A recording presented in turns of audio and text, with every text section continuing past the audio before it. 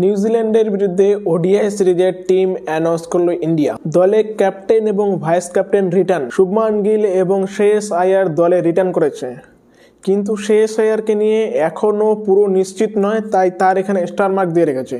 তার fitness test দিয়েই সে দলের মধ্যে তাকে যুক্ত করা হবে। কিন্তু দুঃখের কথা হলো মোহাম্মদ শামি টিমে জায়গা পেল না, এবং এই টিমে জায়গা না পাওয়ার পরে এই কথা ক্লিয়ার হয়ে গেল এবং স্পষ্ট হয়ে গেল যে বিসিসিআই আর মোহাম্মদ শামিকে নিয়ে ভাবছে না। 2027 ওয়ার্ল্ড কাপে যে মোহাম্মদ শামিকে সবাই চাইছিল, বিশেষ করে ফ্যানেরা, সেই স্বপ্নই থেকে গেল। 2027 ওয়ার্ল্ড কাপে আর মোহাম্মদ শামি টিম ইন্ডিয়াতে আসছে না, এটা বোঝা শেষ। 15 জনের স্কোয়াড ঘোষণা করলো বিসিসিআই, যেখানে ক্যাপ্টেন শুভমান গিল এবং তার সঙ্গে ভাইস ক্যাপ্টেন রয়েছে শ্রেয়স আয়ার, এবং ওপেনিং ব্যাকআপ হিসেবে রয়েছে এসএসসি জয়সওয়াল, বিরাট, রোহিত তো রয়েছে এই টিমের মধ্যে। তারই সঙ্গে অলরাউন্ডারে জায়গা পেয়েছে ওয়াশিংটন সুন্দর। নীতিশ কুমার রেড্ডিকে আবার ওডিআই সেট আপে নিয়ে চলে আসছে। নীতিশ কুমার রেড্ডি বিজয় হাজারে ট্রফিতে বেশ একটু ভালোই করছিল, তাই নীতিশ কুমার রেড্ডিকে ওডিআই সেট আপে নিয়ে চলে আসছে, এবং তারই সঙ্গে অলরাউন্ডার রবীন্দ্র জাডেজাও রয়েছে টিমে, এবং অলরাউন্ডার অক্ষর প্যাটেল দলে নেই।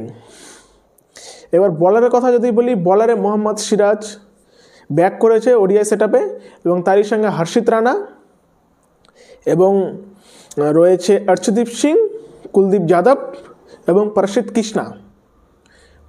কৃষ্ণা টিম ইন্ডিয়াতে রয়েছে, কিন্তু টিম ইন্ডিয়াতে নেই মোহাম্মদ শামি।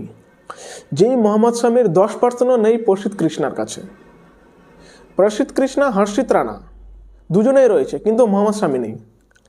এটা দিয়ে এটা ক্লিয়ার হয়ে গেল যে আমাদের যে বর্তমানে ক্রিকেটের ম্যানেজমেন্ট রয়েছে, তারা মোহাম্মদ শামিকে দলে চাইছে না। তার যে এবিলিটি, সে কি করতে পারে সেটা আমরা সবাই জানি, শুধুমাত্র জানে না কারা, জানে না বিসিসিআই যারা রয়েছে, যারা চালাচ্ছে তারা, সিলেকশন কমিটি। কারণ মোহাম্মদ শামি রঞ্জি ট্রফিতে পারফরমেন্স দিল, সৈয়দ মুস্তাক আলী ট্রফিতে পারফরমেন্স দিল, বিজয় হাজারে ট্রফিতেও পারফরমেন্স দিল, কিন্তু তারপরেও মোহাম্মদ শামি সাইডলাইন করে দিল। যেখানে অস্ট্রেলিয়া ইনজার্ড জোস হেজলউড, ইনজার্ড প্যাট কামিন্সকে দলে রেখে তারা টি-20 সেট আপের দল ঘোষণা করেছে, যেখানে লাস্ট 10 বছর থেকে কামিন্স, হেজলউড, স্টার্ক অস্ট্রেলিয়াকে নেতৃত্ব দিচ্ছে বোলিংয়ে। সেখানে ইন্ডিয়াতে মোহাম্মদ শামির মতন একজন বলার, যে কিনা বুমরার পরে দ্বিতীয় নম্বরে রয়েছে তার এবিলিটির দিক থেকে ইন্ডিয়ান বলার হিসাবে, সেই মোহাম্মদ শামিকে তারা দলে রাখলো না, দলে রাখছে প্রসিদ্ধ কৃষ্ণাকে। আমি বুঝতে পারছি না প্রসিদ্ধ কৃষ্ণার মধ্যে এমন কি আছে যেটা আমরা জানি না, যেটা পুরো ক্রিকেট বিশ্ব জানে না, শুধুমাত্র আমাদের টিম সিলেক্টররা জানে। 2023 বিশ্বকাপে যখন হার্দিক পান্ডিয়া চোট পেয়ে ছিটকে গিয়েছিল, তখন হার্দিক পান্ডিয়ার রিপ্লেসমেন্ট হিসেবে প্রসিদ্ধ কৃষ্ণা এসেছিল।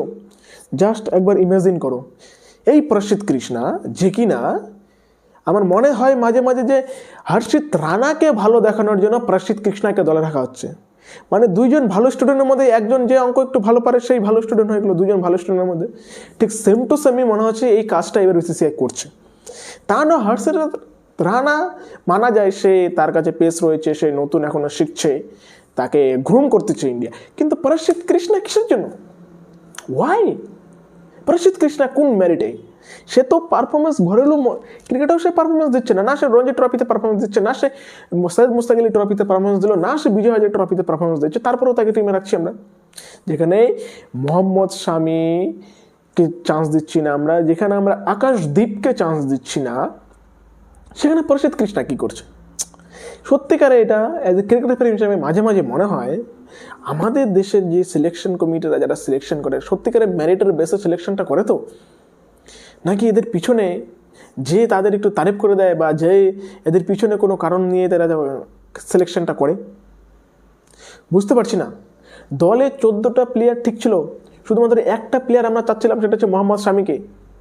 যে ডিউ এই জানুয়ারি মাসে ইন্ডিয়াতে বল করা মানে তো হচ্ছে সাবানের গোলা ফেলা, সাবানের গোলার মতন বল পিছলা হয়ে যাবে সেনেগাল ইনিংসে বোলিং করতে আসলে। এই ডিউর মধ্যে প্রসিদ্ধ কৃষ্ণা, ও তো ভালো সময় বোলিং করতে পারে না, ও ইংল্যান্ডে গিয়ে বোলিং করতে পারে না ফাস্ট বোলার হিসেবে, ও অস্ট্রেলিয়ায় গিয়ে উইকেট নিতে পারে না, তাকে আমরা ইন্ডিয়ার এই যে ডিউ কানেকশনে, ডিউ ফ্যাক্টরের মধ্যে নিয়ে রাখছি তাকে। আর যেই আমাদের টস জিতার যে আমাদের ইতিহাস, টস তো আমরা হারি, তারপরেও আমরা প্রসিদ্ধ কৃষ্ণার মতন বোলারকে আমরা রাখছি। বুঝতে পারলাম না এই এই দেখে কি মনে হচ্ছে, তোমাদের কি মনে হয় প্রসিদ্ধ কৃষ্ণাকে রাখা কি সত্যি ঠিক হয়েছে, নাকি এর জায়গায় মোহাম্মদ শামি ডিজার্ভ করতো? অবশ্যই কমেন্ট করে জানাবা। আর ভিডিওটা যদি নতুন হয়ে থাকো তাহলে অবশ্যই চ্যানেলটিকে সাবস্ক্রাইব করবা, আর ভিডিওটি ভালো লাগলে ভিডিওটিকে লাইক দেবা। ধন্যবাদ।